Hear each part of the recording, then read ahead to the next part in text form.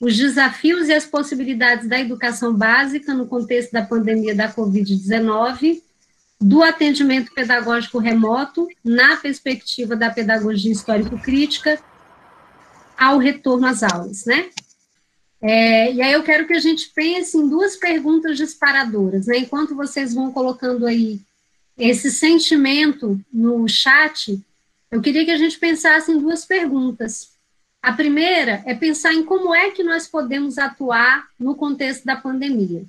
Não precisa responder no chat, essa é uma pergunta retórica para a gente refletir, mas uma outra pergunta que eu queria fazer é como é que vocês acham que nós, da gestão central, da gestão intermediária, podemos atuar para que vocês se sintam apoiados como docentes e profissionais da educação que atuam na educação infantil e nos anos iniciais.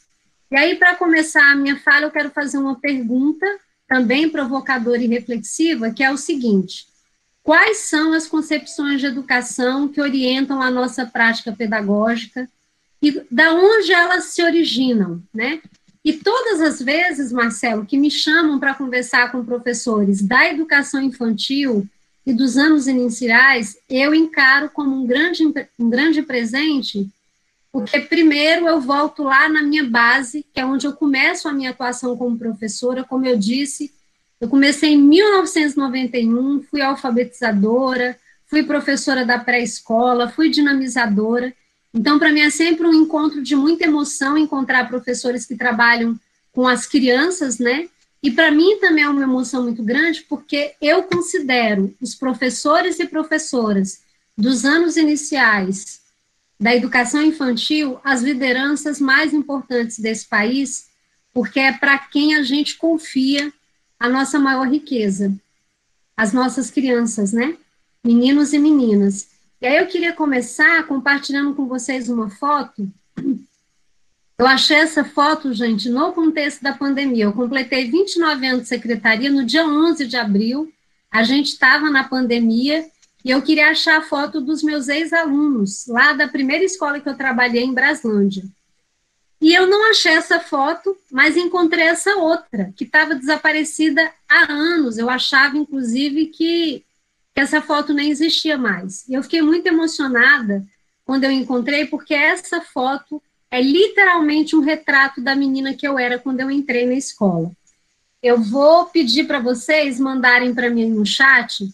Imagina que essa menininha de 7 anos chegou na sua sala de aula e, olhando para o rosto dela, o que você vê? Vamos lá? Dizem que quem tem essa foto está no grupo de risco, né, gente? Não tem mais grupo de risco, né? Então, a galera está mandando aqui, ó, futuro, alegria, vida. Elisângela falou que vê vida, a Ângela Maria diz que vê alegria, a Eliane diz que vê uma menina entusiasmada, felicidade, vontade de aprender, entusiasmo, curiosa. Muito bom, gente. Vocês estão com olho clínico, né? Olho de professora das séries iniciais, que tem sensibilidade para olhar para uma criança sem ela falar nada e já perceber um monte de coisa. Eu era, quando eu entrei na escola, essa menina curiosa, apaixonada pela possibilidade de estudar, porque eu tive a bênção de ter um pai e uma mãe que, apesar de não terem frequentado a escola, me falavam da escola como um lugar mágico que transformaria a minha história totalmente, né?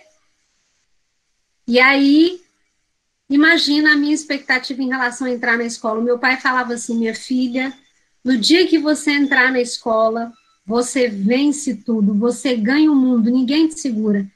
Então, gente, eu era tão apaixonada que a escola estava sendo construída. Eu pedi para o meu pai me levar para ver a base da escola sendo lançada, para ver aquela máquina que roda o concreto trabalhando. E aí, quando eu entrei na escola, eu era só ansiedade e felicidade. Depois de um ano de escolarização, deixa eu dar uma adiantada aqui, depois eu volto. Eu era essa criança. A primeira foto foi do meu primeiro ano de escolarização.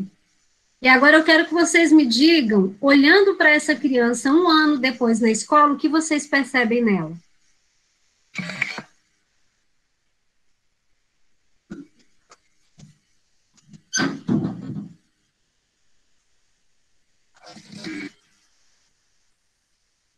assustada, triste, decepcionada, tristeza, a Cecília falou, a Karina, desconfortável, olhos tristes e assustados, angustiada, séria, abatida, decepcionada. Nossa, foram no ponto, gente. É isso mesmo.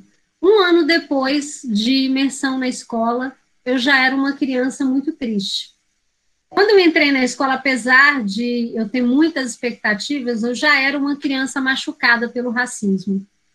Mas eu achava que quando eu atravessasse os portões daquela escola, tudo ia mudar, ia acontecer uma mágica, não ia ter racismo, xingamento, sofrimento, porque o meu pai falava da escola como esse lugar mágico. Mas pouco tempo depois de entrar na escola, eu percebi que o racismo também estava lá. Ele estava, inclusive, infelizmente, na prática de algumas professoras que não admitiam que eu errasse, que me tratavam de maneira áspera, que me tratavam diferente da forma como tratavam as meninas brancas. E eu fui me tornando essa criança representada aí na foto, silenciosa, assustada, sempre na expectativa de um safanão e de um xingamento, e fazendo um esforço enorme para ser invisível, porque eu achava, aos 8 anos de idade, você não tem repertório para entender o sofrimento que você tem que enfrentar, o racismo, né, que empreendem contra você, e aí eu achava que se eu fosse invisível, eu ia conseguir me livrar das agressões. E aí, eu encontro, aos 8 anos de idade, essa professora, quem já ouviu a minha palestra já deve ter ouvido eu falar dela, professora Creuza Pereira dos Santos Lima, era professora na Escola Classe 27 de Ceilândia, e quando eu fui estudar com ela, eu não sabia ler e escrever, porque no ano anterior eu não tinha conseguido aprender, e eu tinha vergonha de falar que eu não sabia, porque todas as vezes que eu errava, a minha professora reagia de maneira muito violenta. E aí, quando eu fui estudar com a professora Creuza, um belo dia ela me chamou até a carteira dela, eu fui passando mal, suando frio, imaginando que ela ia me dar uma bronca, me constranger na frente da turma, e para minha surpresa, a professora Creuza não queria me dar bronca, ela me colocou no colo. E foi um colo que mudou a minha história e o meu destino. Ela me colocou no colo, ela acreditou que eu pudesse aprender, ela me ajudou a vencer as minhas dificuldades, e ali no colo dela eu comecei a construir as minhas concepções de educação. Eu aprendi que educar é criar vínculo e é importar-se. Então, a primeira coisa mais importante que eu quero falar para vocês aqui hoje é que a Maria Elba, né, que morava na Sete, né, Maria Elba? Na Sete da Ceilândia Norte, está falando que estudou com a professora Creuza. Então, o primeiro ponto que eu quero que vocês lembrem é da importância de vocês na vida de uma criança. Eu tenho um filho de 9 anos e ele me mostra todos os dias como as professoras dele são importantes para ele. Tem hora que eu vou explicar a tarefa e ele diz assim, mamãe, você até pode ser uma mulher inspiradora por causa desse projeto, mas a minha tia sabe muito mais do que você. Então, professores da educação infantil e das séries iniciais não podem perder de vista o quanto elas são importantes na vida de todas as crianças. Então, o meu primeiro movimento aqui nessa formação é dizer a cada um de vocês, a cada uma de vocês que escolheram a educação e escolheram a educação de crianças na primeira infância, nos anos finais, que nós somos muito gratos por vocês terem feito essa escolha. É dizer o meu muito obrigado a vocês, né? E dizer que provavelmente você vai se eternizar na vida de uma criança. Também é importante a gente lembrar, eu vou trazer aqui a foto da minha família, porque eu acho que assim como é importante a gente relembrar a nossa vida escolar para resgatar a importância de um professor na vida de uma criança, é importante a gente relembrar a nossa própria história. Essa aí é a minha família, seu Moisés e Dona Djanira. Não vai ser difícil me encontrar na foto, é só vocês procurarem a mais linda de todas. Já acharam aí? Acho que tem duas irmãs minhas que estão assistindo. Gisele, você está aí, Gisele? Minha irmã é orientadora educacional em Samambaia. Fala aí se você está. Imaginem, gente, façam esse exercício aí rapidinho. Imagina que você é uma criança que está estudando no período da pandemia, lembrando da infância que você tinha. No meu caso, o seu Moisés não alfabetizado, vendedor ambulante, autônomo, vendia bolachão em cima de uma bicicleta, dona de Janira, trabalhadora doméstica. Provavelmente a minha casa seria uma casa sem computador, sem internet, sem celular, né? Essa foto aqui, por exemplo, deixa eu voltar aqui um pouquinho. Opa. Essa foto aqui, ó, é uma foto que registra o Natal mais incrível da nossa infância. Foi tão incrível que mereceu foto, né? E por aí vocês têm uma ideia de quão precárias eram as nossas condições. E por que eu estou mostrando essa foto? Eu não faria nenhuma mudança na minha história. Eu sinto muito orgulho dessa minha base histórica, né? Porque é ela que me constituiu. E ela me ajuda a lembrar de onde eu vim, a pessoa que eu sou, e entender também a realidade dos estudantes. Porque nós temos estudos que mostram que grande parte dos profissionais da educação vieram das camadas mais populares. Então, eu sei que a minha história não é exceção, a minha história é regra. Muitos dos profissionais da educação que estão aqui, né, agora nós somos exatamente 251 pessoas, muitos de nós fomos os primeiros da família a fazer curso superior. Então, também é um momento importante para a gente lembrar que a criança que está lá, provavelmente sem internet, é a criança que a gente seria, né? E aí, feito essa reflexão, esse resgate das nossas memórias, que são fundamentais, eu queria falar para vocês sobre a origem desse conteúdo que eu estou trazendo. Como eu disse, eu atuei como professora das séries iniciais durante 10 anos. Em 2003, eu comecei a atuar nos anos finais, e eu adoeci. Eu tive uma depressão muito grave, que quase me matou. Eu cheguei a pesar 37 quilos na época, e o meu adoecimento tinha origem no fato de que eu não escolhi ser professora só pelo salário, só para ser servidora. Eu queria ser agente de mudança. Então, quando eu trabalhava no CF10 de Ceilândia, na escola onde 11 anos antes eu tinha sido aluna, e eu escolhi trabalhar ali porque era minha comunidade, e vi os jovens virando as costas para as minhas aulas, eu fiquei muito mal. E no lugar de acusar os jovens de serem desinteressados, eu perguntei o que estava de errado no meu trabalho e comecei a ressignificar a minha prática pedagógica. Comecei a fortalecer a minha formação. Então, em 2001, eu fiz uma especialização em educação à distância, porque eu percebi que precisava trazer as novas tecnologias para a minha prática. Depois, eu fiz uma outra especialização em desenvolvimento humano, educação e inclusão escolar. Isso foi em 2011. Depois eu fiz uma outra especialização em 2015 e, mais recentemente, como eu disse, eu fiz um mestrado em Linguística, também na UNB, e o meu campo de pesquisa foi identidade docente. E agora, no período da pandemia, desde que ela foi decretada, eu me debrucei em vários textos e artigos que eu vou mandar para vocês, para entender como qualificar o atendimento nesse momento. Então, o que eu vou trazer aqui para vocês é resultado de 29 anos de caminhada pedagógica e de uma formação muito robusta, porque eu acho que a gente tem que ter um compromisso muito grande com a nossa formação enquanto professor. Esse momento de formação específica, ele começa porque hoje, por causa do projeto Mulheres Inspiradoras, eu faço parte de um coletivo que tem 146 professores das 27 unidades da federação. E quando a pandemia começou, teve rede, gente, que já na primeira semana começou a trabalhar com atendimento pedagógico remoto.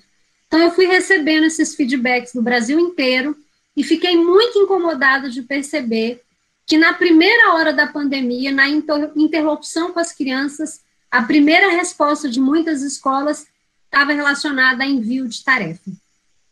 E isso me incomodou, porque isso anuncia muito sobre a concepção de educação que a gente tem, uma concepção que reduz a educação à entrega de tarefas. E aí eu escrevi um texto no WhatsApp, na minha gerência, onde eu trabalho, depois eu compartilhei com alguns colegas que gostaram do texto e publicaram, ele foi publicado em outras plataformas, eu dei entrevista, eu vou mandar esses artigos para vocês. Esses textos começaram a circular, fizeram sentido para as pessoas e começaram a surgir os convites, né? O primeiro convite foi da regional do Plano Piloto, a querida Viviane. que era coordenadora da Unieb, inclusive, infelizmente, saiu, né? Então, o que eu vou trazer aqui para vocês também é resultado dessa interlocução com professores do Brasil inteiro e de Brasília. Hoje, por exemplo, eu estava pela manhã com professores do Piauí, né? Então, eu acho interessante situar vocês em relação a isso. E entender que esse momento que a gente está vivendo é um momento de incertezas, de dúvida, de a sensação da vida em suspenso, né? Os nossos paradigmas estão sendo repensados. A pandemia nos fez repensar essa sociedade do consumo, essa lógica capitalista predatória, neoliberal, porque no final das contas o Estado está tendo um papel decisivo em relação a regular as forças econômicas. E aí eu vou fazer uma pausa aqui e pedir para vocês me darem feedbacks. Eu estou falando muito rápido, vocês estão conseguindo me acompanhar, o que eu estou dizendo está fazendo sentido para vocês, estou conseguindo me fazer entender. Me ajuda aí, gente. Eu não consigo dar aula sozinha, eu só consigo construir aula com quem está me ouvindo. A Adriana disse que está tranquila, a Juliana também, a Leila, a Verônica, maravilha. Se eu falar muito rápido, vocês vão me avisando, tá, gente? Que eu sou uma pessoa meio acelerada. Então, entendendo esse momento que a gente está vendo, a gente precisa ter clareza de que ninguém tem respostas. Quem chegar dizendo que sabe o que fazer, está anunciando que não entendeu a gravidade do momento. Esse é um momento de incerteza e de indefinições, porque não há um caminho feito em relação a esse problema. Eu acho que a metáfora que define melhor o que está acontecendo é que a gente está trocando o pneu do carro com o carro em movimento. É um caminho que a gente vai fazer no caminhar. Então, o primeiro ponto é ter humildade de admitir a nossa perplexidade e a nossa falta de certeza do que deve ser feito nesse momento. E aí, tudo que eu vou trazer aqui para vocês, gente, está baseado na pedagogia histórico-crítica, na pedagogia crítica, e essa escolha não é arbitrária. Essa escolha se baseia no fato de que todos os documentos da nossa rede, do currículo em movimento, passando pelo nosso regimento, passando pelas diretrizes operacionais e de avaliação, todas as nossas normativas estão ancoradas na pedagogia histórico-crítica do professor Demerval Saviani. Porque é claro que dependendo das concepções que você tem sobre educação, as suas respostas serão uma, dependendo das suas concepções, serão outras. Então, as lentes com as quais eu olho para a nossa realidade educacional são as lentes da pedagogia histórico-crítica. E, nesse sentido, nos compreendendo como profissionais que precisam ser críticos, né, no sentido de entender criticamente a sua realidade, eu queria trazer aqui alguns posicionamentos políticos importantes que a gente precisa ter. O primeiro posicionamento está relacionado a não chamar o que a gente está fazendo agora de EAD, por várias razões. Primeiro, como especialista em EAD, eu entendo que ela é uma modalidade de educação já consolidada na história da educação brasileira, ela é importante, ela é relevante e ela surge porque na história desse país, que é muito desigual, você tem pessoas que, por questões geográficas, econômicas, sociais, não podem se deslocar para um ponto para poder estudar. Então, a EAD começa, gente, ainda com rádio, aulas pelo rádio, envio de material pelo correio. Mais recentemente, as novas tecnologias foram inseridas. Mas é importante destacar que a EAD não foi pensada nem para criança, nem para adolescente. A EAD foi pensada para adultos e adultos com alguma autonomia, que tem algum letramento alfabético e algum letramento digital, de preferência um letramento alfabético já consolidado. Outro ponto fundamental é que para a gente falar que o que a gente está fazendo agora é EAD, a gente teria que respeitar as metodologias específicas da EAD, que envolvem um professor autor, envolve o trabalho de uma equipe técnica especializada em tecnologia, e nada disso está sendo feito. Então, nós não devemos chamar o que a gente está fazendo de EAD, e sim de atendimento pedagógico remoto, atendimento pedagógico não presencial, porque, inclusive, existe um outro risco quando a gente começa a chamar de EAD, que é um risco político. A LDB, no seu artigo 206, nos diz que, para o ensino acontecer, é necessário que haja igualdade de condições para acesso e permanência. Isso tem a ver com isonomia entre os estudantes, garantir que haja justiça, né, que todos tenham as mesmas condições. A LDB nos diz que a educação básica deverá ser presencial. Por quê, gente? Porque a infância é uma fase, a adolescência é uma fase em que as interações, a socialização, o trabalho presencial, o encontro, os afetos, são decisivos para o desenvolvimento e para a aprendizagem. Então, a gente não pode chamar o que a gente está fazendo de AD, porque daqui a pouco aquela galera que quer sucatear e precarizar a educação pública vai dizer assim, para que a gente vai pagar 30 mil professores se a gente pode adotar EAD, gravar videoaula e mandar para casa dos estudantes? Então, nós que somos professores da educação básica, da escola pública, a gente deve ter uma posição muito firme e dizer: educação infantil, anos iniciais, anos finais, ensino médio, não deve ser realizado à distância, porque a própria LDB compreende que essa é uma fase do desenvolvimento humano em que a presença, as interações e a socialização são fundamentais, tá? O outro ponto importante é compreender que o atendimento pedagógico remoto, ele não pode ser, nesse momento, usado para institucionalizar ou naturalizar as desigualdades sociais. A gente deve firmar um compromisso de garantir que todos os estudantes sejam alcançados, e não só aqueles que têm uma situação de privilégio social. Outro ponto importante é que eu tenho acompanhado professores de outros estados que já estão adoecidos porque se sentem culpados por não ter fluidez e afinidade com as novas tecnologias. E a gente tem que esclarecer o seguinte: para que nós, professores e professoras, tenhamos fluidez nas tecnologias educacionais apropriadas ao processo de aprendizagem, é necessário que haja políticas públicas, feitas com recurso, intencionalidade, consistência, planejamento, ancorada nas concepções pedagógicas adequadas. Inclusão digital não brota do chão espontaneamente. Então, a gente tem que lembrar que até outro dia a gente estava reivindicando internet nas nossas escolas e não havia. Eu que estou nessa rede, gente, a metade do tempo que ela existe, a nossa rede fez 60 anos, eu estou na rede há 29. Eu passei por 2 mandatos do Roriz, passei pelo Cristóvão, passei pelo Arruda, passei pelo, acho que é Agnello, depois do Arruda, né?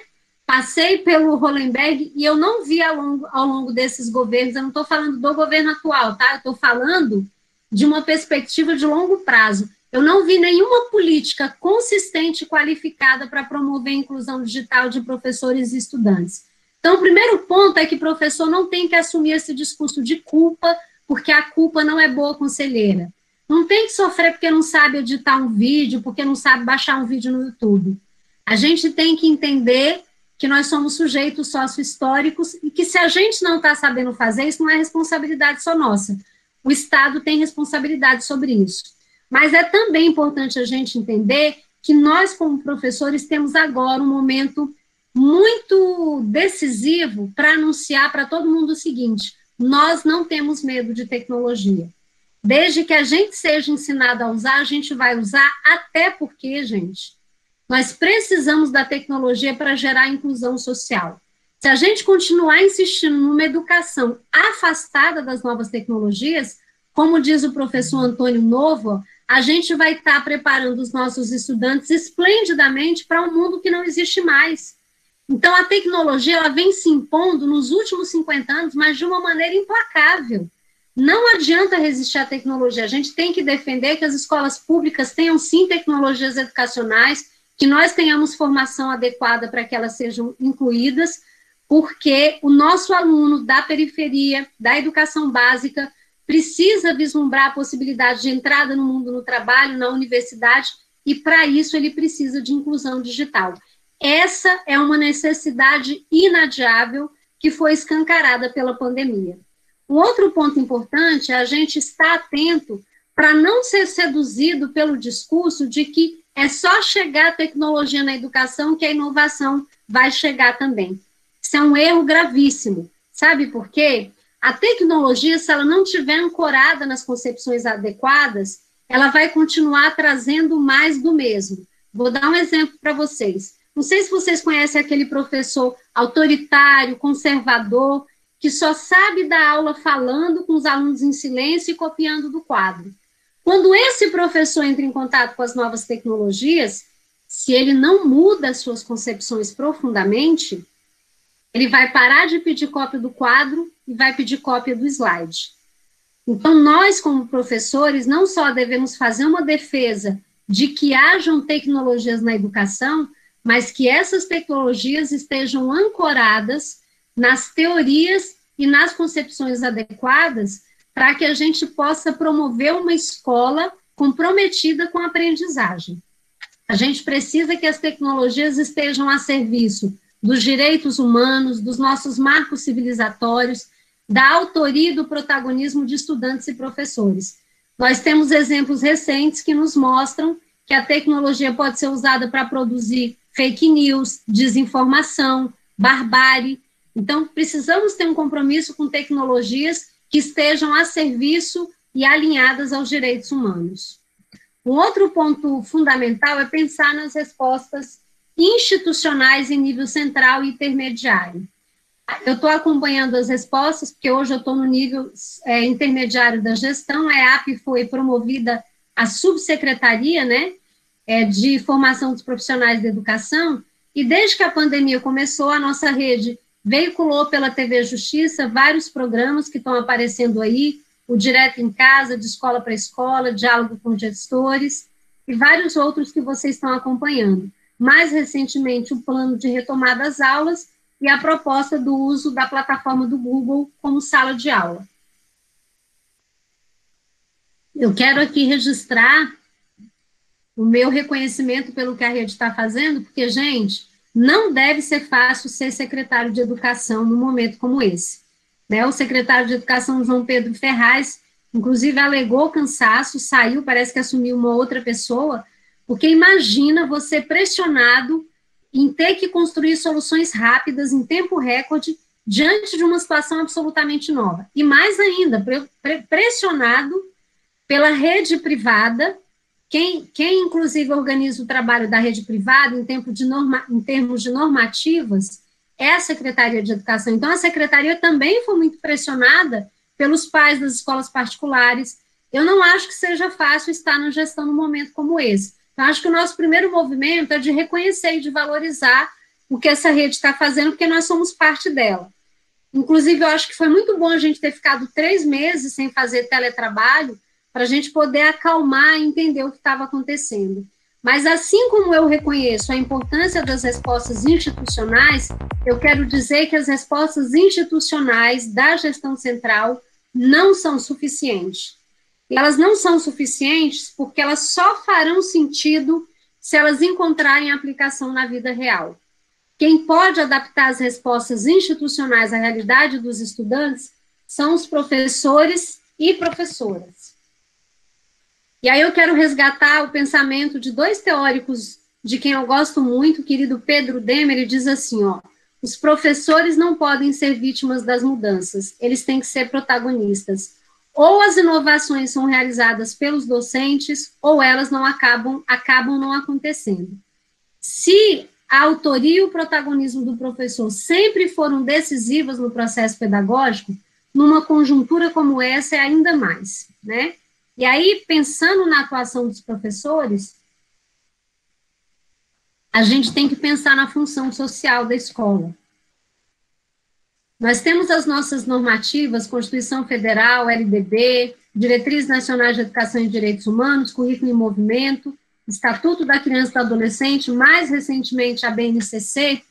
Em todas essas normativas está anunciado que a escola tem a função social de promover para estudantes, né, crianças, adolescentes, adultos e idosos, a possibilidade de construção de conhecimento, de aprendizagem, de desenvolvimento pleno, de ampliação de perspectiva de horizontes, de possibilidade de entrada no mundo do trabalho formal. Mas essas normativas também destacam que parte da função social da escola é integrar as redes que atuam em favor do cuidado e da proteção da infância e da adolescência. E aí eu pergunto para vocês, Como que a escola pode potencializar o seu papel como parte da rede de apoio? Para responder essa pergunta, a gente tem que lembrar que a escola é o aparelho do Estado mais próximo das famílias. É quem chega primeiro. Muitas vezes, a gente vai descobrir que uma criança está sofrendo violação de direitos, está sendo privada de uma alimentação adequada na escola. Porque hoje, por força de políticas como Bolsa Escola, Renda Minha, por força de determinação legal, né, de leis que protegem a infância e a adolescência, toda criança tem que estar matriculada. Então, na escola, você vai ter criança que não vai numa unidade básica de saúde, talvez não vá ao shopping, talvez não vá ao centro de referência e assistência social, mas ela está lá na escola. Somos nós que chegamos primeiro. E para muitas crianças e adolescentes, a escola é um espaço de refúgio que está sendo negado nesse momento, né? Cada unidade de ensino, gente, tem um papel decisivo em relação a acionar essas redes de apoio. E num momento crítico como esse, a gente não pode perder isso de vista. Precisamos lembrar, inclusive, que das 10 competências da Base Nacional Curricular Comum, eu quero registrar aqui que eu tenho várias ressalvas à base, mas não cabe discutir nesse momento, o fato é que hoje ela é o material que vai orientar a construção de todos os currículos. Eu separei 7 das 10 competências da Base Curricular Nacional Comum que dialogam com esse momento que a gente está vivendo. E eu peço que vocês prestem atenção, em especial, à competência 6 e à competência 7, né? A competência 6 fala sobre empatia e cooperação e a 7 sobre responsabilidade e cidadania.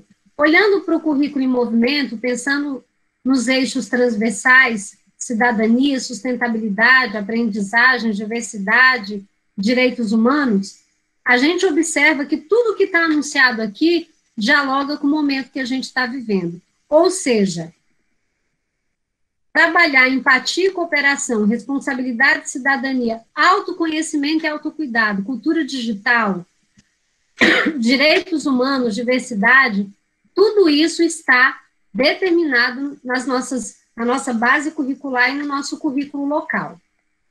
E por que eu estou falando isso?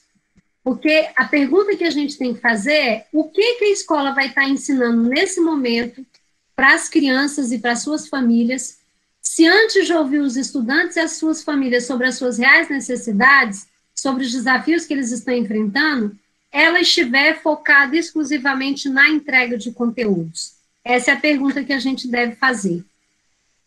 Se a gente pensar que a Base Nacional Curricular Comum, né, anuncia que a gente precisa trabalhar empatia, cooperação, responsabilidade social, autocuidado, a gente entende que há competências a serem aprendidas que não podem ser aprendidas com aulas expositivas.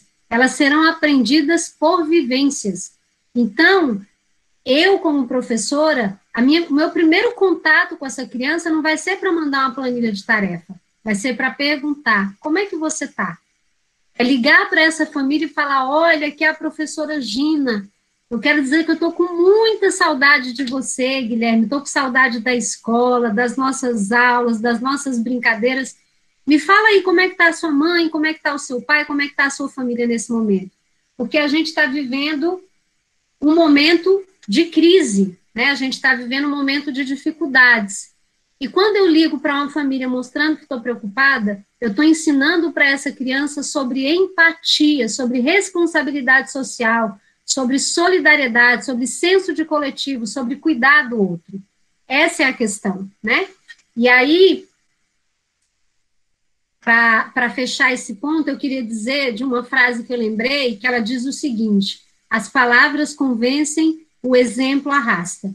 Então, se é nossa obrigação, segundo o que está anunciado na BNCC e no nosso currículo, trabalhar questões relacionadas a empatia e responsabilidade, a gente precisa se perguntar quais as práticas que a escola está adotando nesse momento, porque a gente não ensina só pelo que a gente diz, a gente ensina muito mais pelo que a gente faz, né? E aí, como é que é a vida real num país desigual como o Brasil? Né? Vamos parar para pensar. Vocês estão vendo essa foto aí? Estou vendo que está rolando uma conversa paralela aqui no chat, né? Olha só. Que legal.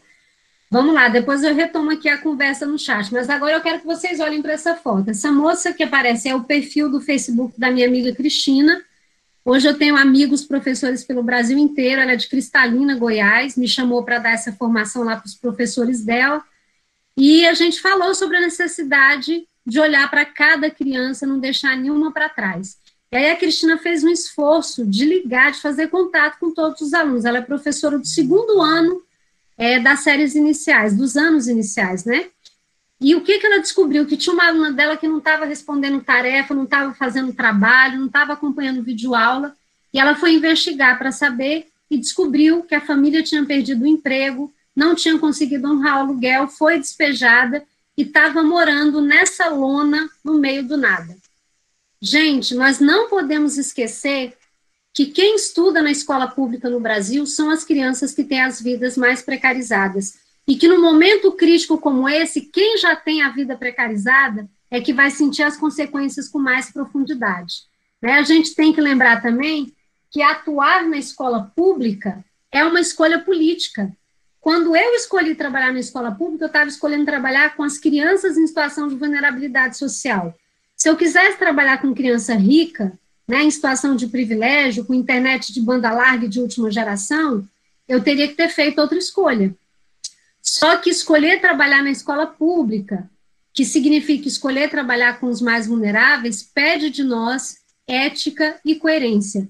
Inclusive, pede de nós que a gente entenda a historicidade dos sujeitos e as bases violentas nas quais o Brasil foi forjado. Porque as nossas bases históricas repercutem até hoje na vida de cada um de nós.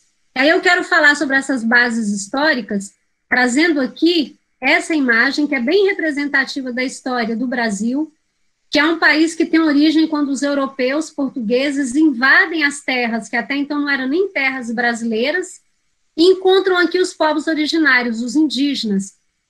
Esses europeus, então, colonizadores, empreendem um processo de colonização violento, genocida. A gente tem dados históricos que registram que nas Américas foram mortos cerca de 40 milhões de indígenas. Mas o Brasil não parou por aí.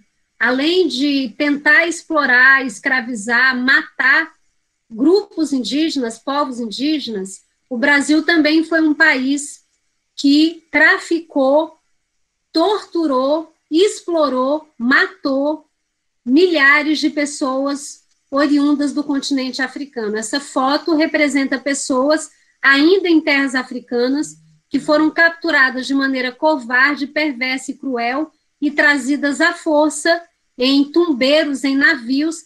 Algumas dessas pessoas tinham que passar 60 dias na mesma posição dentro desse navio, em condições desumanas. Muitas morriam no caminho e eram lançadas ao mar. Aqui tem uma outra imagem que mostra o tipo de escravização que foi empreendida no Brasil contra pessoas negras. Você tem aqui uma pessoa negra com vários dispositivos para impedir que ela fuja e tendo que trabalhar nessas condições. Esse dispositivo no pescoço, por exemplo, era um dispositivo usado para impedir que uma pessoa escravizada fugisse por buracos, por janelas. Essa história, gente, do Brasil, ela não ficou no passado. O Brasil nunca discutiu profundamente a sua história. Ele nunca teve a coragem de colocar o dedo na ferida, né?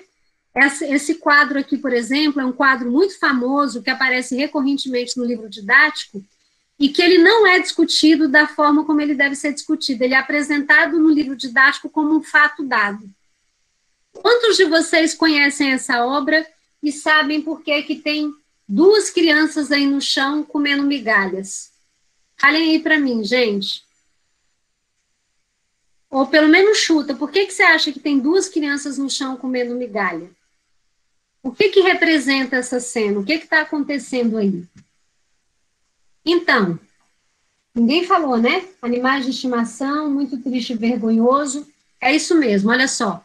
Aqui a gente tem a representação da realidade brasileira. Duas pessoas brancas sentadas à mesa, com uma mesa muito farta, se alimentando, enquanto 3 pessoas negras estão à disposição como serviçais. E essas duas crianças que estão aí, gente, segundo dados históricos revelam, quando as famílias portuguesas migravam para o Brasil, eles traziam seus animais de estimação. As crianças não suportavam, os animais não suportavam o calor dos trópicos brasileiros, e essas famílias tomavam essas crianças negras como animais de estimação.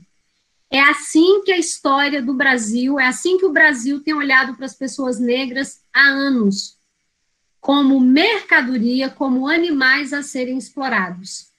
E aí a gente precisa lembrar, essas nossas bases históricas repercutem até hoje, porque é muito simbólico que a primeira vítima da Covid-19 no Brasil tenha sido uma trabalhadora doméstica contaminada pelos seus patrões que tinham voltado da Europa. É muito simbólica a morte do menino Miguel, filho de uma trabalhadora doméstica negra, que não teve garantido o direito de cumprir isolamento social porque precisava trabalhar para se alimentar, para alimentar o filho, e perdeu o filho da maneira trágica, como vocês acompanharam. Por que é importante a gente fazer o resgate dessa base histórica? Porque as injustiças produzidas por esse sistema perverso, elas não ficaram no passado, elas repercutem fortemente até hoje. Da mesma forma que não contaram para a maioria de vocês a história desse quadro, né, que mostra a perversidade de pessoas brancas que reduziam filhos de pessoas negras a animais de estimação, a gente tem muitas outras lacunas na história da escravatura brasileira, porque o Brasil é um país tão perverso com os negros que ele apaga a responsabilidade das pessoas negras no processo de escravização e entrega as pessoas negras à própria sorte e ao abandono. E aí, a gente precisa lembrar de uma fala do grande Miguel Arroio, é um educador de quem eu gosto muito, e ele fala que o nosso ato pedagógico, ele tem uma dimensão política. E quando você ouve professores falando assim, não, eu não sou pago para me preocupar com o menino, para ser afetivo, eu sou pago para dar aula, para transmitir conteúdo, para ensinar português e matemática. O Miguel Arroio diz que essa ênfase exagerada na entrega de conteúdos, ela é uma forma perversa de dizer para os professores, tire o seu foco dos seus alunos, de suas experiências tão precarizadas de viver, esqueça de educá-los e de ser educador. Seja apenas um eficiente transmissor de competências para eficientes resultados e avaliações. Não se importe com quem chega à sala de aula, com seu injusto sobreviver, mas apenas com os resultados das avaliações. Ignorar que nós somos um país profundamente desigual, que durante 75% da sua história foi um país escravocrata, que nunca resolveu essas questões em relação a explorar, matar e excluir pessoas negras. Se a gente parar para pensar que o Brasil foi um país que instituiu uma lei que proibia pessoas negras de estudar, a gente percebe que as crianças que chegam na escola pública hoje são resultado desse processo histórico. Só para dar o exemplo da minha história para vocês, o meu bisavô foi alforriado aos 19 anos de idade. A minha avó, Manuela, foi lavradora e ela trabalhava na terra de outras pessoas para poder garantir o sustento dela. A minha mãe também foi lavradora, também teve negado o direito de estudar, e a minha história só mudou quando a minha mãe mudou de Minas para Brasília, e ela dizia, meus filhos não vão nascer na roça porque eu quero tê-los onde haja escola. Então, imagina, gente, foram necessárias 4 gerações para eu conseguir mudar a história da minha família. E eu tenho amigos de infância, meninas que têm a mesma idade que elas não conseguiram mudar a sua história na sua geração, nem na geração dos filhos. Eu tenho amigos de infância da minha idade que tiveram os filhos assassinados pelo tráfico. Então, a gente tem que lembrar que a criança que estuda na escola pública, ela tem uma vida precarizada porque esse país precariza algumas vidas. E as vidas precarizadas são das pessoas negras, pobres, periféricas. Eu recomendo para vocês a leitura desse livro.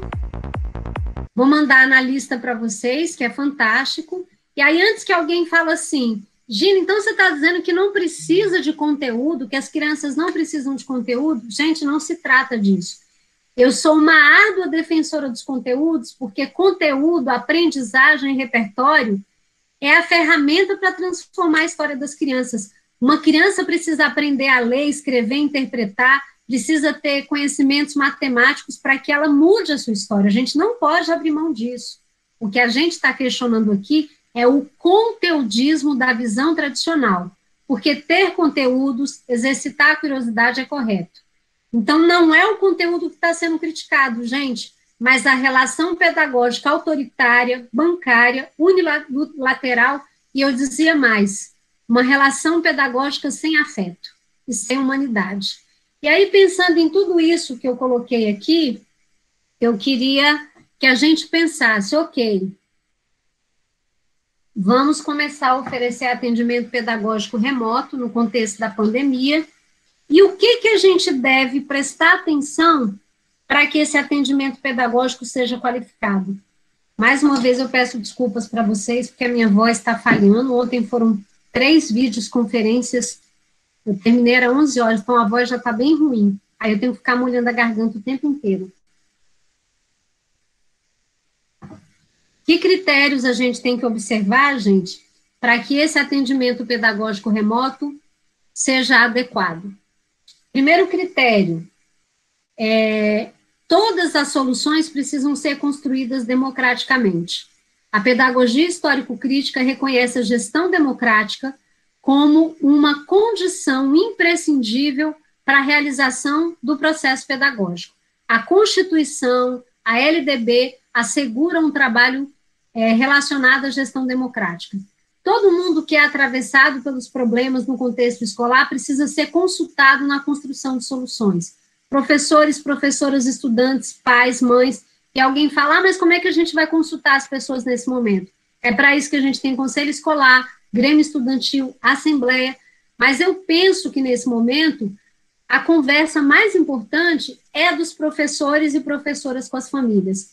Eu acho, gente, que esse é um momento em que a primeira palavra no atendimento pedagógico remoto é a escuta. É a gente ouvir as famílias, inclusive nas conversas com as regionais,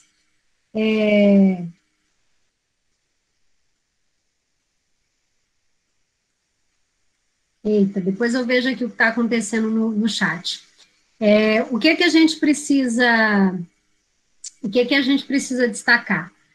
Eu tenho sugerido que as escolas façam planilhas onde elas possam entrar em contato com as crianças, ou por telefone, WhatsApp, telefone fixo, e-mail, se o pai tiver cadastrado na escola, e a gente anote tudo nessa planilha. Nome da criança, turma, com quem ela mora, se o pai e a mãe é autônomo, se tem emprego de carteira assinada, né, se é trabalhador informal, se é vendedor ambulante, se tem internet em casa, que tipo de internet, se é de banda larga, fibra ótica, dados móveis, se ele acessa a internet por um celular, se ele tem computador, quantas pessoas tem em casa.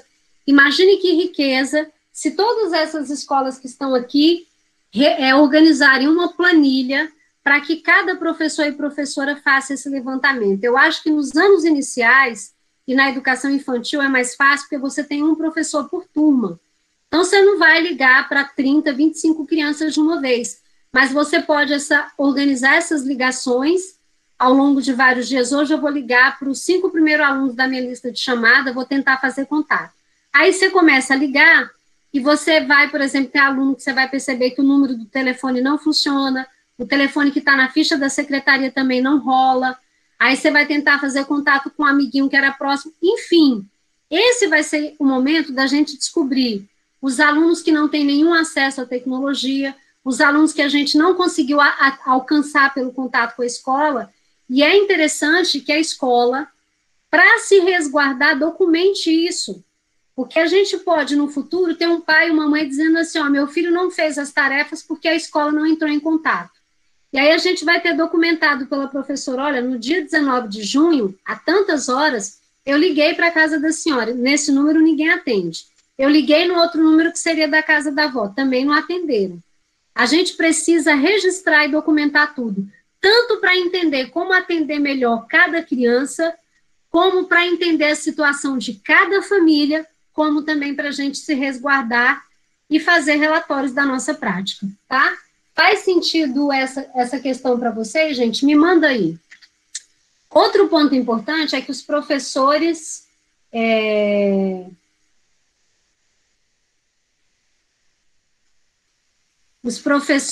professoras precisam ser protagonistas nas ações e não burocratas do currículo, né? Então, essa é uma hora em que a nossa autoria e o nosso protagonismo como professores não pode ser deixado de lado. Um outro critério fundamental é que as nossas respostas pedagógicas, elas precisam estar a serviço do bem-estar geral e da saúde mental. A educação não pode se tornar parte do problema.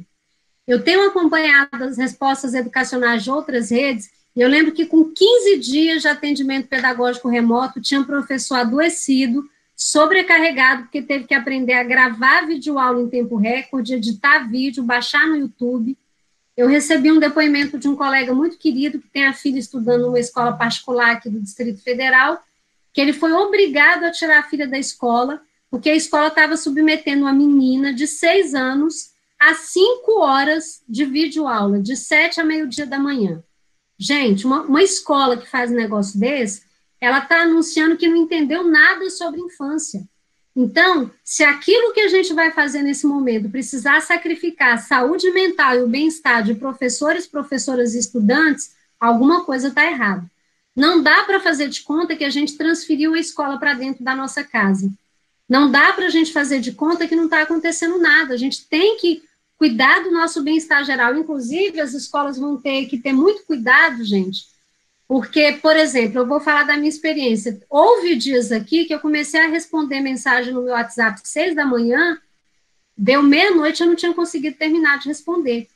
A escola tem que criar protocolos para orientar a família, dizer que vai ter o horário, o dia da semana em que o professor vai atender, porque senão os professores vão se arrebentar. Essas são situações novas que a gente vai aprender a construir junto, mas a gente precisa... Antônia, tudo bem? Eu tô bem. Vai. Gente, tem alguém atendendo uma ligação com o microfone ligado. Desligou? Então, vamos lá. Outro ponto fundamental. Eu estou vendo muito professor se descabelando para gravar videoaula. E eu penso o seguinte, se você é um professor que tem fluidez no uso das novas tecnologias, audiovisual, e você quer gravar uma videoaula, ok. Mas se essa não é a sua praia, se você não tem o equipamento adequado, se você não tem a expertise para fazer isso, para que se descabelar fazendo uma coisa que talvez nem vá funcionar? É um erro achar que gravar videoaula é só transferir uma aula presencial para dentro de um vídeo. Gente, não é assim que funciona. A gente tem que lembrar que se for simplesmente para gravar uma videoaula para entregar conteúdo, tem milhares de aulas prontas no YouTube, se for só para entregar conteúdo. A gente tem um professor de biologia, por exemplo, que ele veicula aulas pelo YouTube, ele tem mais de 1 milhão de seguidores. As aulas dele são verdadeiros acontecimentos, porque ele domina recurso audiovisual, então tem legenda nos vídeos dele, ele usa recursos para incrementar, ele está dando uma aula e, de repente, ele te leva para dentro de uma célula. Nós, nesse momento, não temos como fazer isso. E se isso está custando muito caro e está saindo muito pesado para o professor, é melhor esse professor gastar o tempo dele achando uma boa videoaula de outro professor e enviar. E aí, qual é o papel do professor? Eu mandei uma videoaula, mas a minha aula não acaba aí.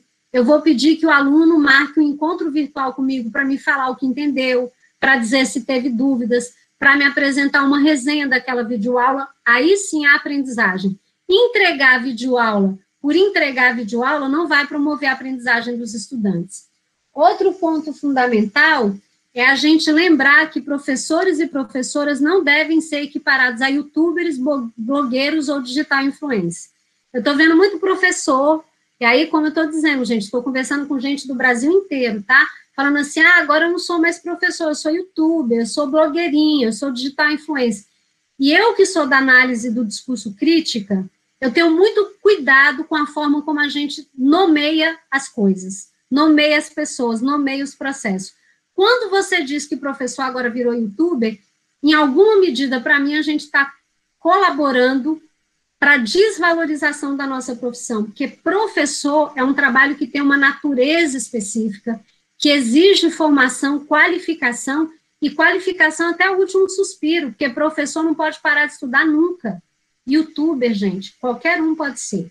Se a gente começar a dizer que agora a gente não é professor youtuber, a galera que quer sucatear, precarizar a educação, trazendo uma educação tecnicista, vai dizer, não precisamos de professores na sala de aula. A gente só precisa dos professores que gravam aula e vinculam. Então, eu até posso ser, nesse momento crítico, uma professora que veicula conteúdos pelo YouTube.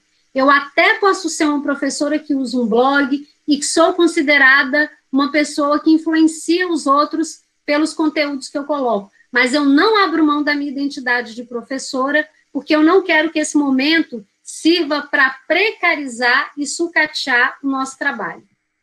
Outro ponto importante é lembrar que todos nós estamos sobrecarregados no meio de uma guerra pela sobrevivência. E qualquer medida que queira colocar os estudantes numa bolha, meu amor, você vai ficar trancado no seu quarto estudando sílaba tônica, você vai ficar estudando fotossíntese, e a casa está pegando fogo, a mãe trabalhando, a avó doente, e aquela confusão. Gente, as crianças das comunidades carentes, elas participam de tudo, elas participam da vida da família, algumas têm que trabalhar. Então, não pode achar, não pode trazer essa representação de um aluno que vai ficar por conta da tarefa da escola, porque esse aluno está ajudando a mãe no trabalho doméstico, às vezes é o adolescente que sai na rua para fazer compra. É importante que a escola leve para a criança alguma ocupação, porque elas estão ficando muito na frente das telas, assistindo televisão muito tempo, mas é importante dosar essas tarefas e ter coerência com o momento que a gente está vivendo, tá?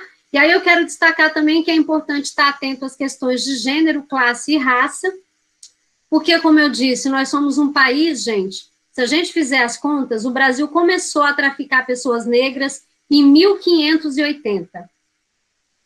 Ele deixou de traficar em 1888. Isso significa que o Brasil deixou de ser um país que traficou, torturou, matou, explorou pessoas negras há apenas 130 anos.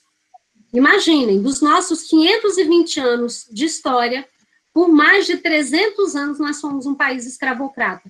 Então, é claro que as pessoas da raça negra têm uma vida mais precarizada. Além disso, a gente tem que lembrar que os mais pobres, sendo brancos ou pretos, têm uma vida precarizada. E que as mulheres... Gente, tem alguém com a câmera, com o microfone aberto, e aí o barulho chega todo para a gente aqui. A gente tem que lembrar também que, no momento crítico como esse, quem está sobrecarregada são as mulheres. A mulher que tem que fazer trabalho doméstico, a professora que tem que cuidar dos filhos. A gente tem que lembrar que 80% da nossa categoria é formada por mulheres. Então, a gente precisa ter a sensibilidade de entender que momento desafiador é esse que todos nós estamos vivendo. No Brasil, 5 milhões de crianças não têm o nome do pai no registro de nascimento. Muitas famílias são monoparentais. A gente não pode permitir que a escola, nesse momento, endosse sistemas de opressão que nos trouxeram aqui, como o racismo e o machismo, sobrecarregando as mulheres que mantêm as suas famílias e as professoras, né, que também estão trabalhando. E aí, pensando em todas essas questões que eu estou abordando aqui, eu quero perguntar para vocês como não reduzir o atendimento pedagógico remoto à mera entrega de conteúdos, né? Para a gente fazer isso, a gente tem que perguntar como é que os estudantes aprendem, como é que as crianças aprendem, né? E para responder essa pergunta, eu fiz um esquema aqui para vocês, que é o seguinte: nós temos um paradigma, um modelo educacional que é o predominante, é o hegemônico, que ele persiste na estrutura educacional há anos. Paulo Freire chama esse paradigma de bancário, Pedro Demo chama de instrucionista, e quem trabalha com os estudos decoloniais chama de paradigma colonial da educação. Nesse paradigma educacional, o estudante não é visto como sujeito, ele é visto como objeto, no sentido de que a metáfora que define isso é dizer que é como se o aluno fosse uma esponja vazia e eu vou encharcar com conhecimento, ou é uma página em branco que eu vou preencher com conteúdos, ou é uma gaveta vazia que eu vou colocar tarefas. Nessa perspectiva do paradigma instrucionista, a margem de ação do estudante é restrita a reproduzir, repetir, copiar, silenciar, obedecer, ouvir, memorizar e decorar. Nós precisamos sair do paradigma instrucionista bancário e colonial e irmos para um outro paradigma, que a querida Bell Hooks chama de paradigma da educação como prática da liberdade, o Paulo Freire o Pedro Demo chama de paradigma da aprendizagem, e quem trabalha com os estudos decoloniais chama de educação decolonial. Na perspectiva do paradigma da aprendizagem, a margem de atuação do aluno é diferente porque ele não é visto como objeto, ele é visto como sujeito. E sendo visto como sujeito, a margem de ação dele envolve criar, construir, contestar, produzir, pensar, imaginar, vivenciar, argumentar. E aí existem alguns teóricos, gente, eu não vou, sinceramente, eu não vou entrar nessa discussão racial, mas eu estou vendo que isso está batendo muito aqui. Se vocês quiserem, a gente pode trazer uma formação específica sobre isso.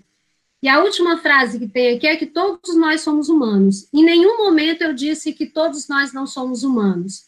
O que eu disse é que pessoas negras foram desumanizadas quando foram tratadas como animais e mercadorias, quando o Brasil decidiu traficar pessoas negras.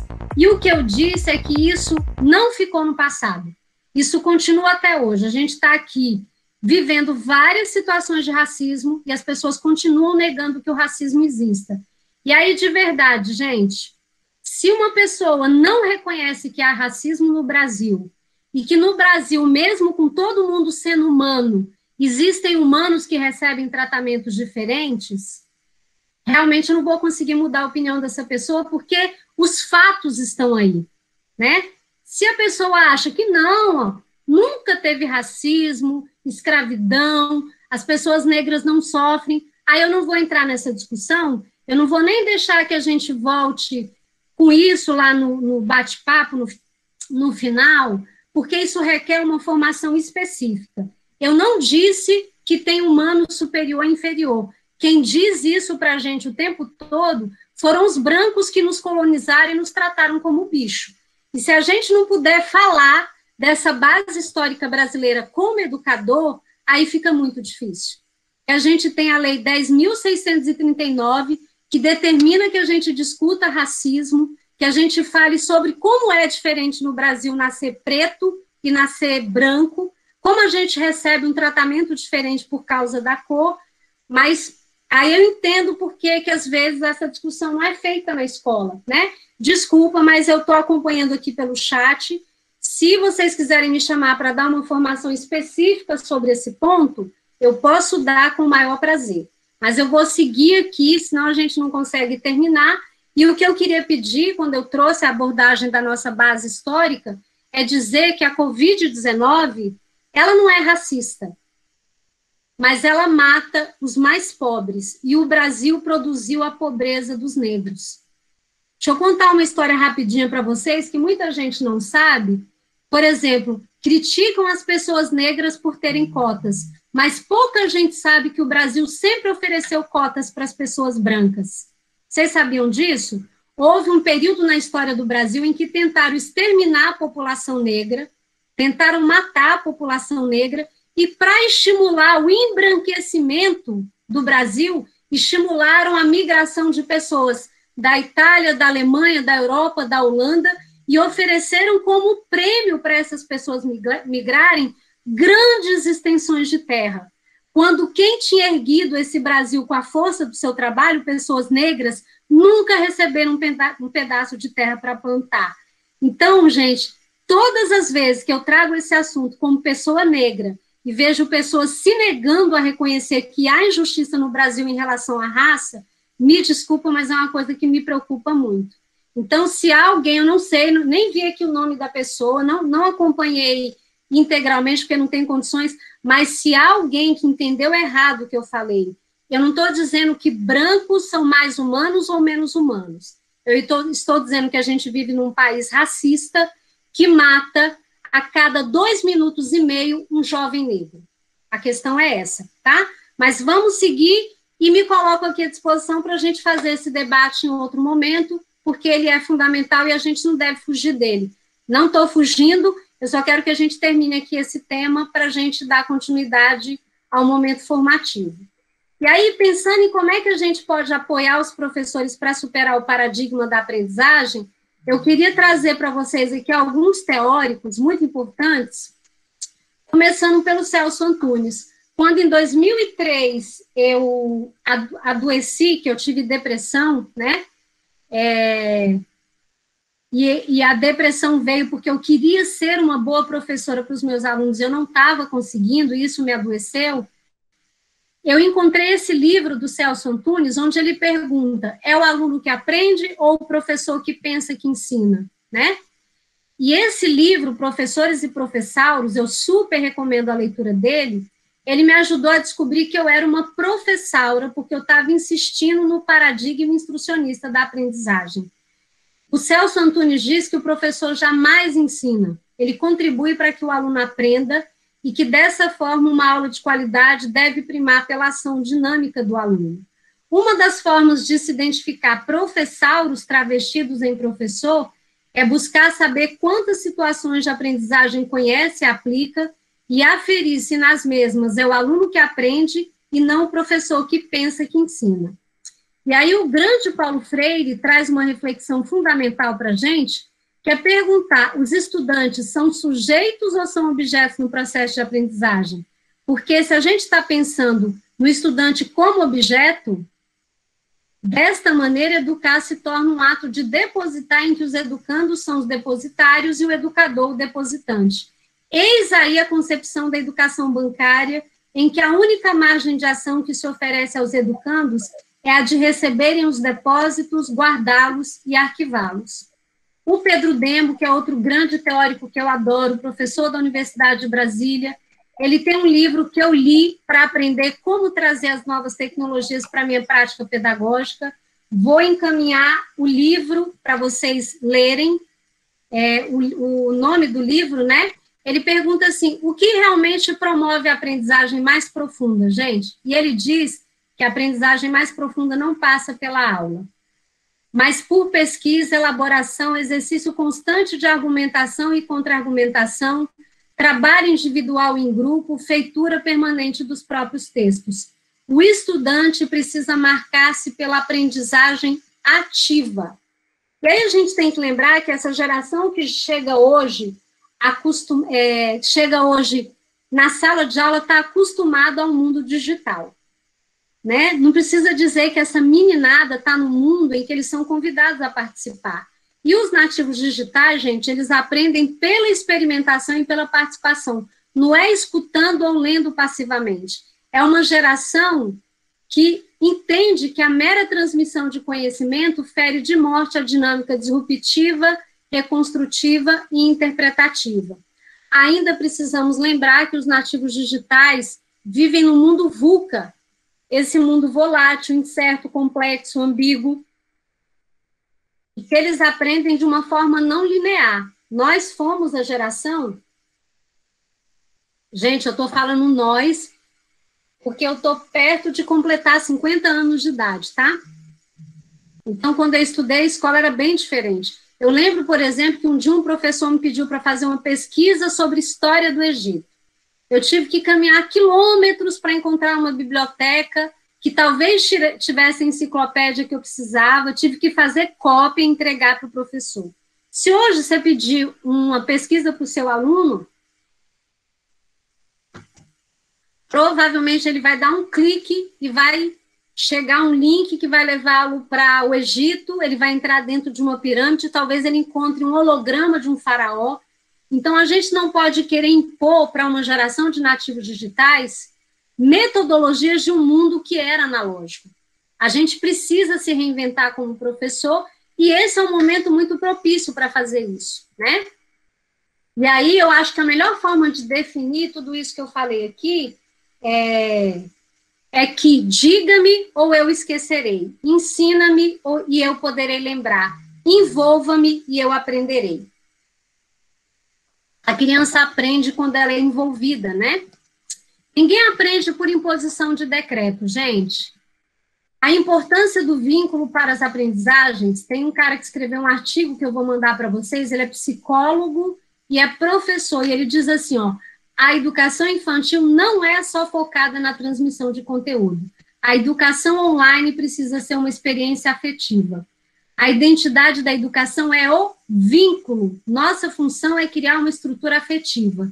É o que conecta todo o aprendizado. Então, se a afetividade é importante para a condição humana, na infância vocês não têm nem ideia. É indispensável, é fundamental. E aí eu vou dar um pulo aqui, porque essa parte é mais para os adolescentes, para o aprendizado dos adolescentes. E aí, pensando no que é prioritário para que os estudantes não abandonem a escola. Gente, o que nos faz criar vínculo com a escola não são os conteúdos, nem as cobranças, nem os decretos, mas os afetos, sentir-se amado, pertencente, incluído, sentir-se valorizado, parte da escola, é o que fará o estudante retornar a ela. Então, dependendo do que for feito agora, as crianças, as famílias vão perder vínculo com a escola. Eu recebi dezenas de áudios de pais dizendo assim, eu não aguento mais a escola mandando tanta tarefa, eu não tenho condições de acompanhar, vou cancelar a matrícula do meu filho, ano que vem ele volta, né? Então, a gente tem que ter cuidado, porque a gente não quer que as famílias deixem de acreditar na escola e percam os vínculos. E aí, mais uma vez, a gente tem que falar sobre valorizar o protagonismo dos professores. Gente, eu não acredito em receita, bala de prata, mágica, protocolo. Mas eu trouxe aqui, vou até dar um salto, que eu acabei me demorando. Desculpa, gente.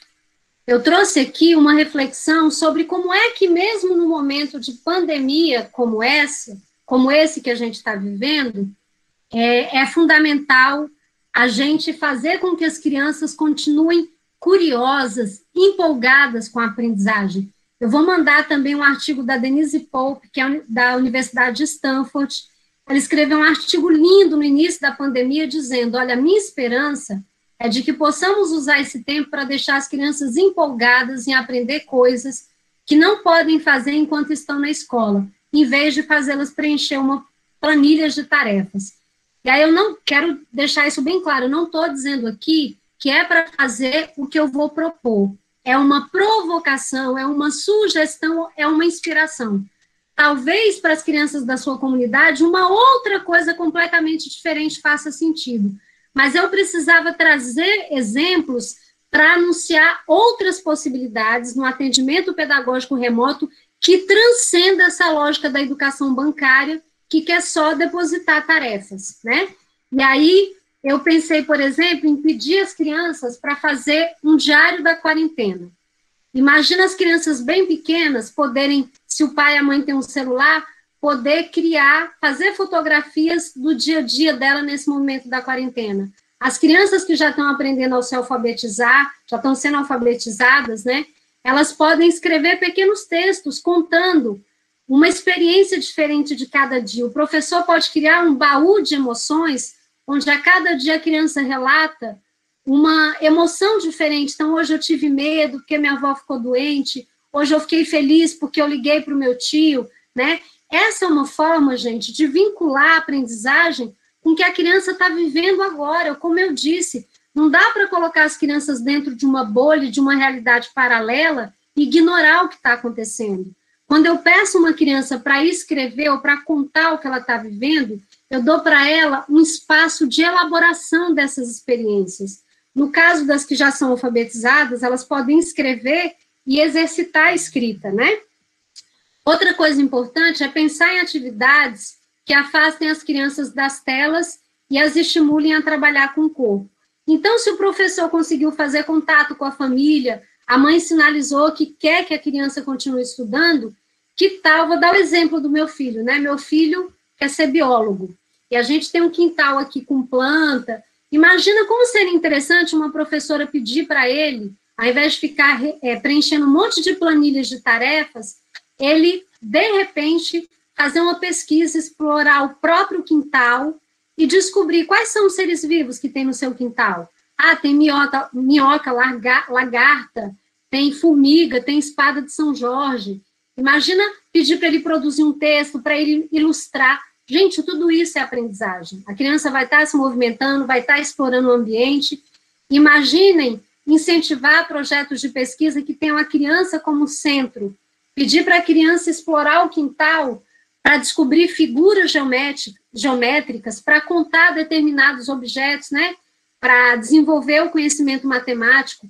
Imagina pedir para ela acompanhar a mãe fazendo um prato. Toda mãe está cozinhando em casa agora. Então, você vai acompanhar a sua mãe, a gente vai trabalhar gêneros textuais e vamos estudar o gênero receita. Você vai ficar olhando tudo e anotando quais foram os ingredientes, qual foi o passo a passo, né? Outras sugestões, assistir uma notícia com a família e fazer um resumo, fazer uma pesquisa sobre o time de futebol que gosta, pesquisar a história de alguém da família, entrevistar a avó numa videoconferência para conhecer a história dos antepassados da família e anotar isso num texto, ou no desenho, ou gravar um vídeo para a professora. Enfim, no caso das crianças que têm internet, gente, é maravilhoso pensar em promover encontros para elas se verem. Como eu disse para você, meu filho tem 9 anos, ele está no 3º ano, e ele está com saudade da escola, mas sabe do que ele mais tem saudade? Dos amigos. Ele não tem celular, nem tablet, ele está usando um computador velho meu que estava aqui encostado, e ele descobriu como é que faz videochamada pelo WhatsApp. E todo dia, várias vezes ao dia, ele faz chamada para os amigos. Então, imagina que alegria para a criança poder receber uma ligação da professora, uma videochamada, você organizar as crianças em grupos de 5 crianças, né? Você não vai conseguir fazer uma videochamada com 30, mas você consegue fazer uma videochamada com 5 crianças para elas se verem. Às vezes, gente, um encontro virtual só para elas se verem, conversarem. A gente sabe que criança ama conversar. Enfim, gente, outra sugestão: incentivar as crianças a escreverem cartas para os profissionais que estão trabalhando na pandemia. Médico, enfermeiro, as pessoas que trabalham no supermercado da comunidade, né? A criança escreve a carta com a mãe, quando a mãe for no mercado, fala: olha, a professora do meu filho está desenvolvendo um projeto onde eles estão estudando o gênero carta, trabalhando a escrita, e eles escreveram uma carta para vocês, uma carta de motivação, de agradecimento, porque a gente tem que lembrar que todo mundo vai levar uma memória desse momento. Daqui a 10 anos a gente vai estar contando a história dessa pandemia. E que história a gente quer contar? A gente quer contar uma história em que nós nos sentimos parte dessa luta, né? Quando a pandemia começou, eu fiquei muito angustiada, porque eu falei, gente, os médicos, as enfermeiras, os policiais, quem trabalha fazendo a limpeza das ruas, está no fronte, na guerra. Eu quero dar a minha contribuição como professora.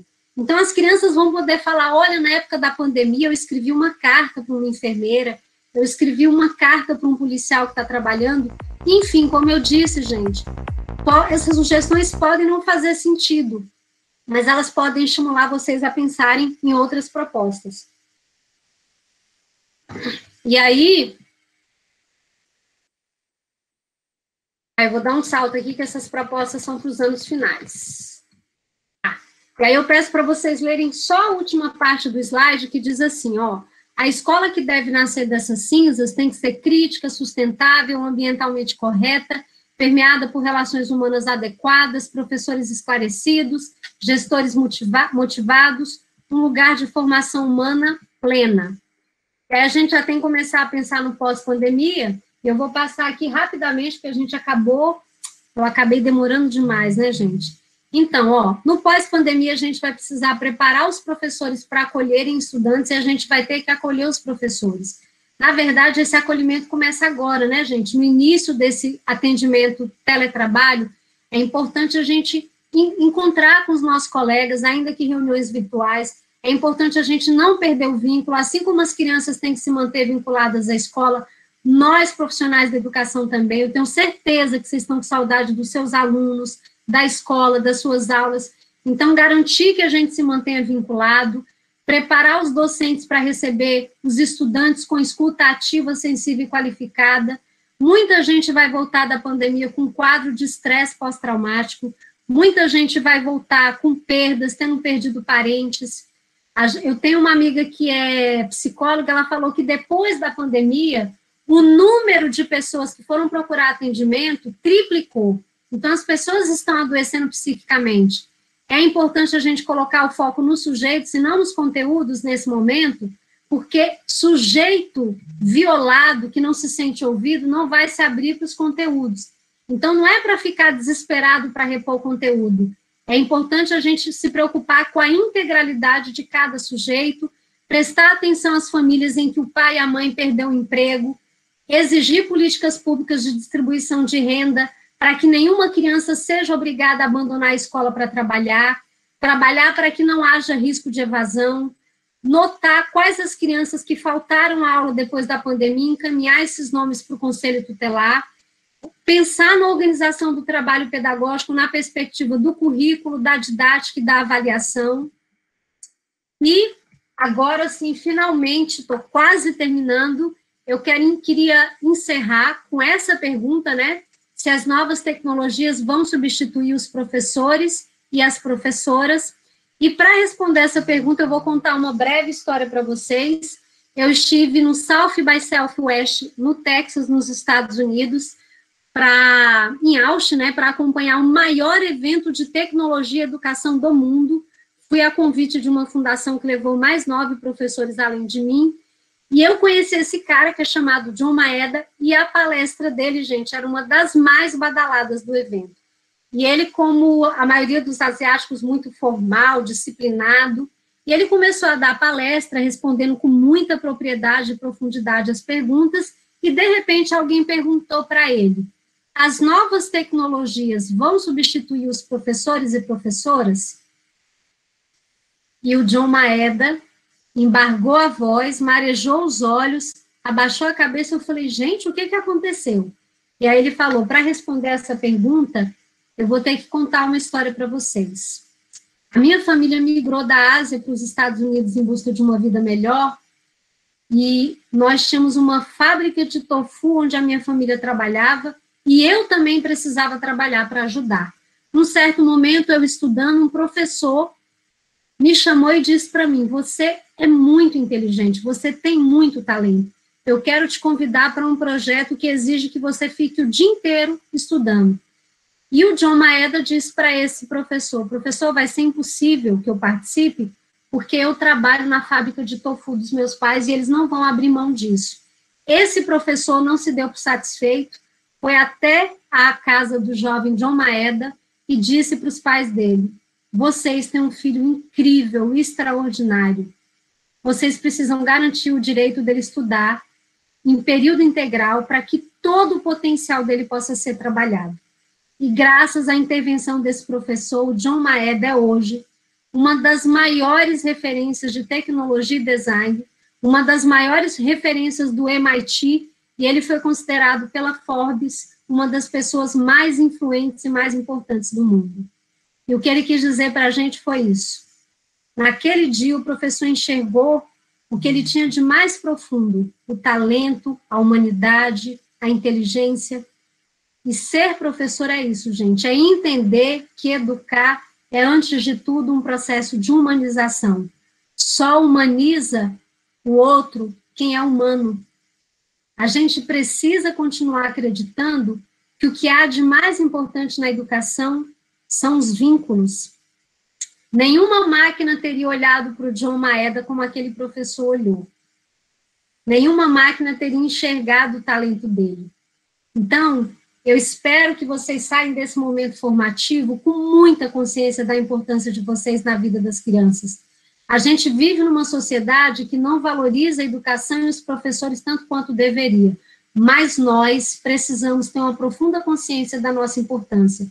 E precisamos, inclusive, lembrar qual é a especificidade do nosso papel. E para isso eu vou compartilhar, é a última coisa, vou compartilhar com vocês um poema que foi escrito pelo Carpinejar, nesse contexto da pandemia, em que ele diz assim: um professor será sempre melhor do que o Google, porque o professor não dá uma informação, ele conta histórias. Porque o professor funciona mesmo sem Wi-Fi, mesmo sem luz, mesmo no temporal. Porque o professor não facilita a busca, ele exercita a memória.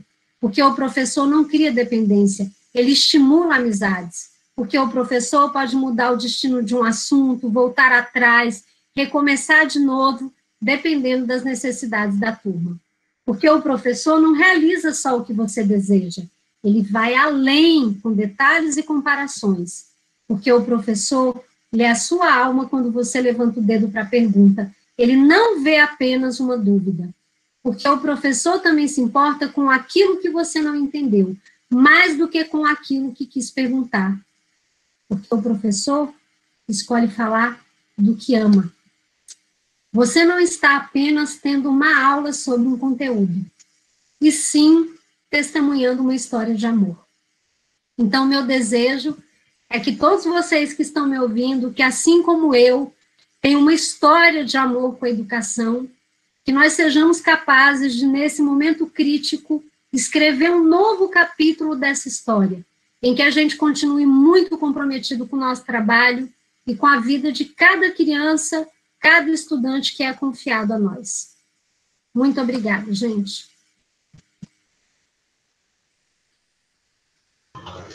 Professora Gina, muito obrigado, Gina, por esse momento de fala, de interação. Você esteve acompanhando aí conosco os comentários, né, assim, as almas elevadas e engrandecidas por esse momento, porque você nos proporcionou esse momento riquíssimo. Eu estou me sentindo assim muito agraciado por ter participado mais uma vez dessa live, participei da outra vez, e já te dou um feedback, não é a mesma coisa, né? Cada fala com você, cada interação com você é um momento muito rico, é um momento muito singular, porque seu amor pela educação transparece nas suas palavras. Então, assim, nós combinamos esse momento final, né, de fazer uma retomada das questões que foram surgindo ao longo do debate, né? Não sei se você quer tomar uma água, Gina, você tinha mencionado um pouquinho, né? Mas eu queria dizer para você assim, que ao longo da sua fala, o chat não parou, né? O chat foi acontecendo e as pessoas foram participando, e os nossos professores de Samambaia são muito criativos, são pessoas assim de um comprometimento admirável, né? Então eles foram compartilhando práticas, eles e elas foram compartilhando práticas, o que estão fazendo nas escolas, foram compartilhando experiências, né? Então não tiveram assim grandes perguntas, né? Assim, perguntas mesmo para serem encaminhadas agora ao final. Eu queria só fazer algumas retomadas, gente. Se você puder abordar para nós, eu acredito que você já tenha respondido, mas se você quiser pautar alguma coisa em relação a essas questões,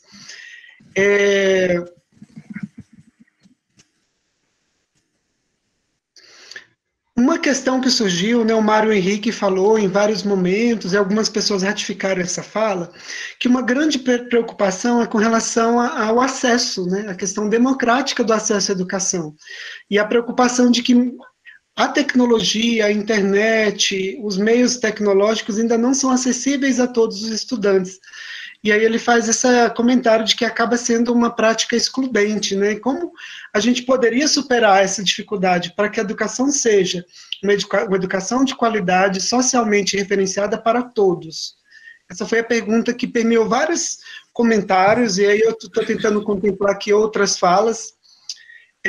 A Daniele também trouxe esse apontamento ao longo do debate dela, que ela foi dizendo assim, que se essas tecnologias, né, como contemplar uma formação omnilateral, né, que fosse integral, que não fosse só a cabeça da criança pensando, mas a criança como um todo, cognitivo, afetivo, social, corpóreo, estético, ético. Você poderia comentar com a gente sobre essas duas questões?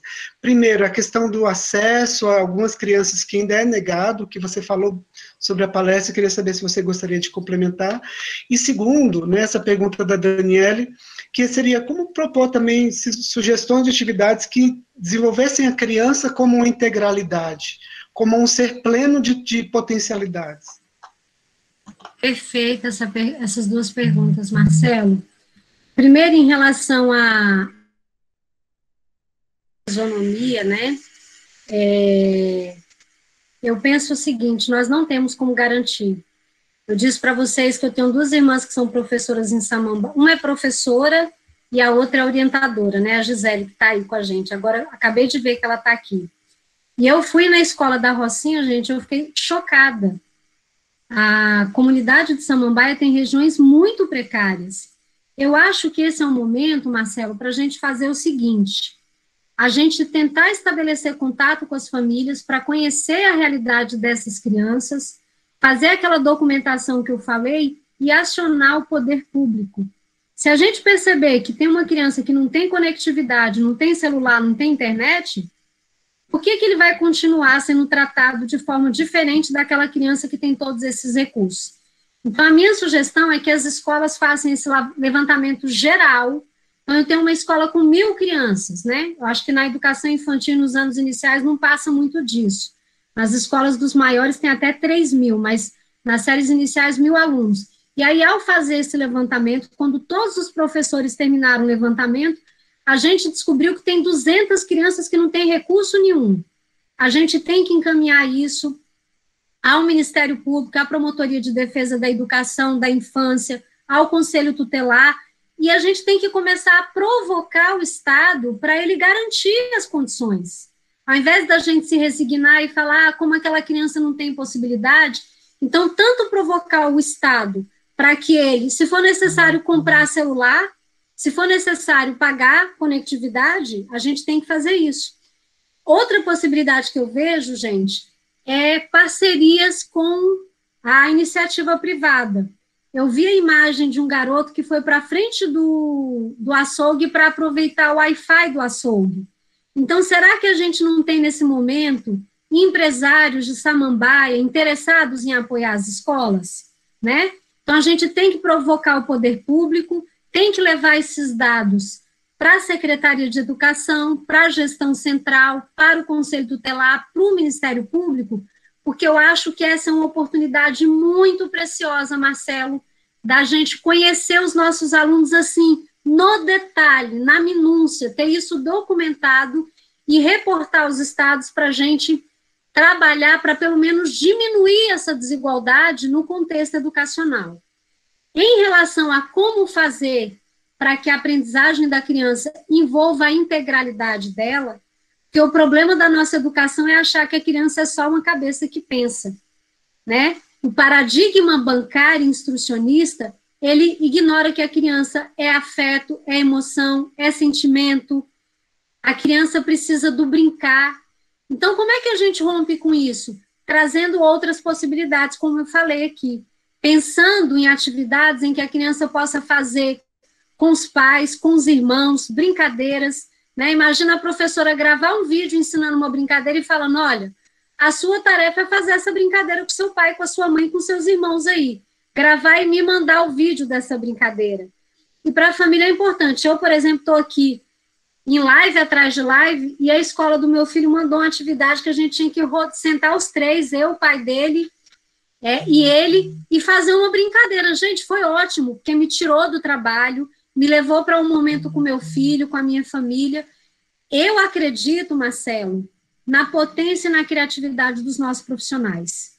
Os profissionais da educação de Samambaia, a gente sabe que Samambaia tem uma reputação excelente em relação ao trabalho que vocês fazem. Essa vai ser a hora que o nosso protagonismo como professor vai ser decisivo. A nossa autoria como professor vai ser decisiva. E eu vi aqui que o chat foi apagado, a impressão minha, gente, porque eu precisava ter copiado esse chat, porque, deixa eu explicar para vocês, eu vou precisar que as escolas se organizem para fazer a declaração e a avaliação, e eu gostaria que tivesse a fala dos professores na avaliação. Então, quem tinha postado a avaliação no chat, não sei se apagou só para mim, e puderem mandar a avaliação, ou mandar a avaliação para os gestores também, tá, gente? E a avaliação não é só para fazer... Gina, oi. Quando terminar a gravação, fica salvo o chat também, aí envia. Ah, você me manda? Porque eu não quero avaliação só para fazer elogio, não, tá, gente? Eu quero críticas também.